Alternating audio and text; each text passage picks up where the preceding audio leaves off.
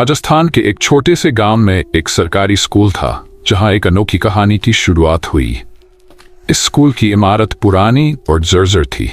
गांव में एक अफवाह थी कि स्कूल के पीछे के जंगल में कुछ रहस्यमय होता है। लोगों का कहना था कि वहां रात के समय किसी औरत की चीखें सुनाई देती हैं।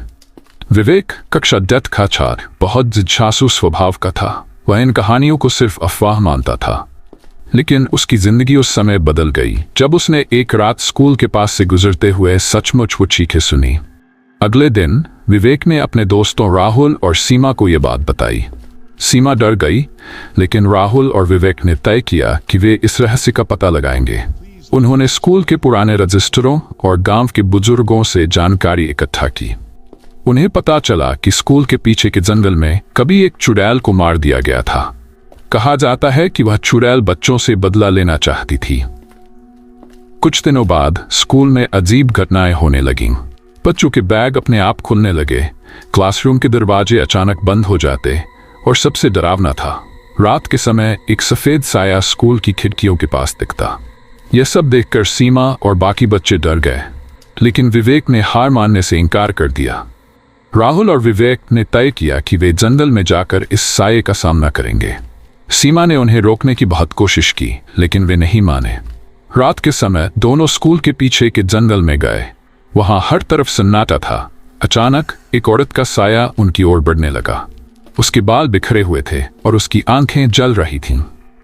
चुड़ैल ने जोर से हंसते हुए कहा, तुम यहां क्या कर रहे हो बच्चों? राहुल और विवेक ने हिम्मत करके उससे पूछा, तुम कौन हो और यहां क्या कर रही हो? चुड़ैल ने कहा, मैं इस जगह की रखवाली करती हूं। सालों पहले मुझे यहाँ के लोगों ने जलाकर मार दिया था। अब मैं बच्चों से उनका बदला लेती हूँ। चुड़ैल ने राहुल और विवेक को डराने की कोशिश की, लेकिन विवेक ने अपनी समझदारी से उसे उलझा दिया। उसने पूछा, तुम्हें जलाने वालों ने गलत किया होगा, लेकिन उन मासूम बच्चों का क्या दोष है? उन्हें क्यों सजा दे रही हो? चुड़ैल कुछ देर चुप रही। उसके चेहरे पर दर्द दिखा। उसने कहा, तुम ठीक कहते हो, लेकिन मेरी आंख अब भी तड़प रही है। मुझे मुक्ति चाहिए। विवेक और राहुल ने गांव के पंडित से मदद मांगी। पंडित ने एक विशेष पूजा का आयोजन किया। पूजा के दौरान चुड़ैल का साया फिर से प्रकट हुआ। उसने अंतिम बार बच्चों की ओर देखा और कहा, तुमने मेरी आत्मा को मुक्ति का रास्ता दिखाया। मैं अब हमेशा के लिए इस दुनिया को छोड़ रही हूं। चुड़ैल का साया धीरे धीरे गायब हो गया और जंगल शांत हो गया। चुड़ैल के जाने के बाद सब कुछ सामान्य लग रहा था, लेकिन कुछ समय बाद स्कूल में फिर से अजीब घटनाएं होने लगीं। क्लासरूम में दीवारों पर अजीब निशान उभरने लगे, बच्चों की किताबों के पन्ने अपने आप फटने लगे और रात में स्कूल की घंटी अपने आप बजने लगी। विवेक, राहुल और सीमा को लगा कि शायद ये चुड़ैल की आत्मा नहीं थी, बल्कि जंगल में कोई और रहस्यमयी शक्ति छिपी हुई है। उन्होंने तय किया कि वे फिर से इस रहस्य को सुलझाएंगे। इस बार उन्होंने गांव के सबसे पुराने बुजुर्ग से सलाह ली। बुजुर्ग ने बताया कि चुड़ैल को जलाने के समय वहां एक और आत्मा फंसी थी। वह आत्मा एक तांत्रिक की थी जिसने चुड़ैल को वश में करने की कोशिश की थी, लेकिन चुड़ैल की मौत के बाद वह तांत्रिक भी उसी जंगल में बंद गया था।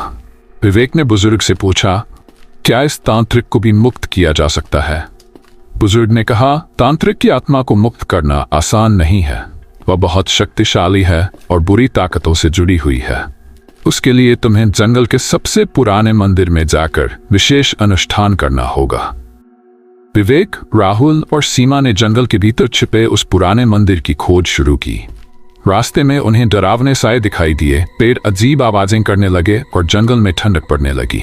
आखिरकार वे एक खंडहरनुमा मंदिर के पास पहुंचे। मंदिर के चारों ओर अजीब चिन्ह बने हुए थे और अंदर का माहौल बहुत डरावना था। मंदिर के अंदर घुसते ही उन्हें लगा जैसे किसी ने उनके चारों ओर जाल बुन दिया हो। वहां तांत्रिक की आत्मा प्रकट हुई। उसने जोर से हंसते हुए कहा, तुमने मेरी शांति भंग की है। अब तुम मेरे बंधन से नहीं बच सकते। तांत्रिक ने अपने जादू से मंदिर के दरवाजे बंद कर दिए और उनके चारों ओर एक अजीब रोशनी फैल गई। विवेक ने अपने हौसले को बनाए रखा और तांत्रिक से कहा, तुम्हारी शक्ति केवल बंधन में है। अगर तुमने गलत किया है तो तुम्हें मुक्ति की आवश्यकता है। बुजुर्ग की सलाह के अनुसार उन्होंने मंदिर में पवित्र मंत्रों का जाप शुरू किया। तांत्रिक की आत्मा और भी गुस्से में आ गई और उसने उन्हें डराने की कोशिश की। विवेक और उसके दोस्तों ने डर के बावजूद पूजा जारी रखी। जैसे जैसे मंत्रों का प्रभाव बढ़ता गया, तांत्रिक की आत्मा कमजोर होने लगी। उसने जोर से चिल्लाते हुए कहा, मुझे मत रोको, मैं हमेशा के लिए यहाँ रहना चाहता हूँ। मंत्रों के प्रभाव से तांत्रिक की आत्मा ने अंततः हार मान ली। उसने धीरे धीरे अपनी ताकत छोड़ दी और कहा, तुमने मुझे सच्चाई का एहसास कराया, अब मैं इस दुनिया को छोड़कर जा रहा हूँ। तांत्रिक की आत्मा गायब हो गई और मंदिर के चारों ओर शांति छा गई। मंदिर के दरवाजे अपने आप खुल गए और वे बाहर निकल आए। उस घटना के बाद स्कूल में सभी रहस्यमयी घटनाएं बंद हो गई। विवेक, राहुल और सीमा ने साबित कर दिया कि सच्चाई और हिम्मत से किसी भी समस्या का सामना किया जा सकता है। गांव वालों ने उन्हें धन्यवाद दिया और जंगल के मंदिर को पवित्र घोषित कर दिया। अब स्कूल और गांव दोनों सुरक्षित थे और विवेक ने यह महसूस किया कि सच्चाई की राह हमेशा सही होती है। कुछ महीनों तक सब सामान्य रहा। विवेक, राहुल और सीमा अपनी पढ़ाई और स्कूल की गतिविधियों में व्यस्त हो गए। गांव में भी सब कुछ शांत था। लेकिन एक दिन स्कूल के चौकीदार रमेश ने कुछ अजीब अनुभव किया। रात के वक्त जब वह स्कूल की रखवाली कर रहा था तो उसने स्कूल के पुराने स्टोर रूम से किसी के रोने की आवाज सुनी। पहले तो उसने सोचा कि यह उसका वहम होगा, लेकिन जब वह करीब गया तो उसने देखा कि स्टोर रूम के अंदर से हल्की रोशनी आ रही थी। डरते डरते उसने दरवाजा खोला, लेकिन अंदर कुछ भी नहीं था। वह बुरी तरह से घबरा गया और भागकर मुख्य भवन में आ गया। उसने अगले दिन ये बात प्रिंसिपल और विवेक को बताई। विवेक, राहुल और सीमा ने रमेश की बात को गंभीरता से लिया और स्टोर रूम की जांच करने का निर्णय लिया। रात के समय जब सभी सो रहे थे, वे तीनों स्कूल पहुंचे और स्टोर रूम के पास गए। दरवाजे पर पहुंचते ही उन्होंने एक ठंडी हवा का झोंका महसूस किया। राहुल ने कहा, क्या तुम्हें भी कुछ अजीब लग रहा है? सीमा ने सहमति जताई। विवेक ने दरवाजा खोलने की कोशिश की, लेकिन वह अंदर से बंद था। तभी अंदर से किसी के हंसने की डरावनी आवाज आई। ये सुनकर उनके रोंगटे खड़े हो गए। अगले दिन उन्होंने स्टोर रूम के इतिहास के बारे में पता लगाने की कोशिश की। उन्होंने स्कूल की पुरानी फाइलों में एक डायरी पाई। ये डायरी एक पुराने छात्र की थी जिसका नाम रोहित था। डायरी में लिखा था कि रोहित इस स्टोर रूम में अकेले पढ़ाई करता था। एक दिन उसने यहाँ किसी अजनबी से मुलाकात की जिसने उसे एक रहस्यमयी किताब दी। लेकिन इसके बाद रोहित अचानक गायब हो गया और उसका कोई पता नहीं चला। डायरी में रोहित ने जिस किताब का जिक्र किया था, उसे खोजने के लिए वे तीनों फिर से स्टोर रूम में गए। इस बार उन्होंने दरवाजा तोड़कर अंदर प्रवेश किया। अंदर का माहौल बहुत डरावना था। दीवारों पर अजीब निशान थे और वहां एक पुरानी मेज पर धूल भरी किताब पड़ी थी। विवेक ने किताब उठाई और जैसे ही उसने उसे खोला, एक जोरदार आवाज के साथ रोशनी का एक बड़ा झटका हुआ। किताब में लिखे शब्दों को पढ़ते ही एक भयानक परछाई स्टोर रूम के कोने में प्रकट हुई। ये परछाई किसी राक्षस की थी। उसने गहरी आवाज में कहा, तुमने मुझे जगाया है, अब तुम सभी मेरी दुनिया में फंसोगे।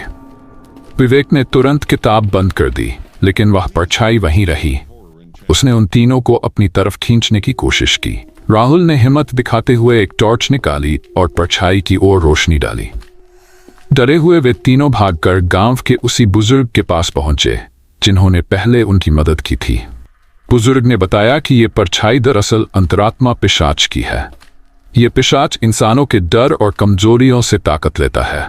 उससे छुटकारा पाने के लिए उन्हें उस किताब को जलाना होगा, लेकिन ये इतना आसान नहीं होगा। किताब को जलाने के लिए एक विशेष अनुष्ठान करना पड़ेगा और यह अनुष्ठान उसी जगह पर किया जा सकता है जहां परछाई प्रकट हुई थी। वे तीनों फिर से स्टोर रूम गए, इस बार विशेष तैयारी के साथ। वे पवित्र मंत्र, गंगाजल और एक पूजा सामग्री लेकर गए। जैसे ही वे पहुंचे, परछाई और भी शक्तिशाली हो गई। उसने उन पर हमला करने की कोशिश की। विवेक ने मंत्र पढ़ना शुरू किया और सीमा ने गंगाजल छिड़कना शुरू किया। राहुल ने पूजा सामग्री तैयार की। परछाई ने उन्हें डराने की कोशिश की, लेकिन उन्होंने हार नहीं मानी। मंत्रों और गंगाजल के प्रभाव से परछाई कमजोर हो गई। उन्होंने किताब को आग में डाल दिया। जैसे ही किताब जली, परछाई ने एक जोरदार चीख मारी और गायब हो गई। स्टोर रूम का माहौल अचानक शांत हो गया। वह भयानक ठंडक भी खत्म हो गई। उस घटना के बाद स्कूल में सभी रहस्यमयी घटनाएं बंद हो गई। विवेक, राहुल और सीमा ने गांव वालों को इस घटना के बारे में बताया। गांव वालों ने उन्हें उनकी बहादुरी के लिए सम्मानित किया और स्कूल को पवित्र कर दिया गया। यह कहानी सिखाती है कि साहस और एकजुटता से किसी भी बुराई को हराया जा सकता है।